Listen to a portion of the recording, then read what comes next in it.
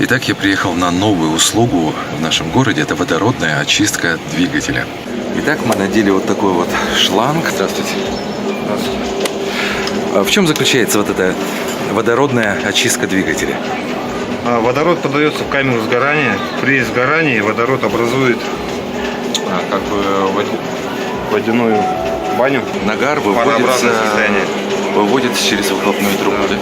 Ну, посмотрим, что из этого получится.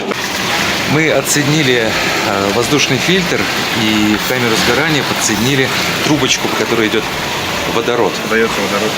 Ага, вот что в это время происходит, скажите? В это время происходит возгорание в камере сгорания водорода, который расщепляет на парообразное углеродское положение.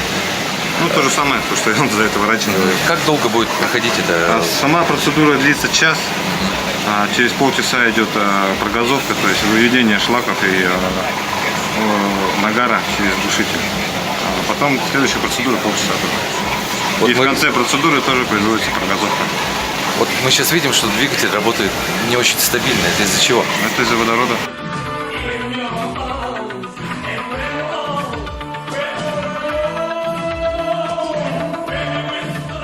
Прошло уже полчаса. Вау, смотрите,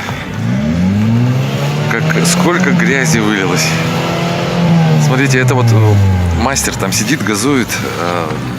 Я вызвался тут снимать.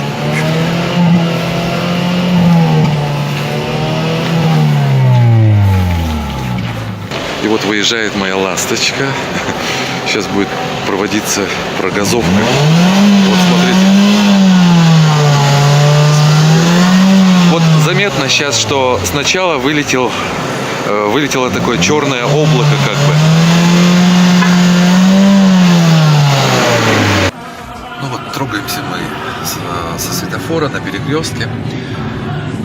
Что по динамике, то мне кажется, немножко резвее стала машина. Может быть, это эффект плацебо, может быть, это самовнушение какое-то, но, по крайней мере, я это чувствую. Еще раз подчеркиваю, вот этот обзор, это совершенно не реклама каких-то услуг, ничего. Просто мне самому интересно, как будет вести себя машина после проведенной процедуры, новомодной процедуры очистки двигателя водородом.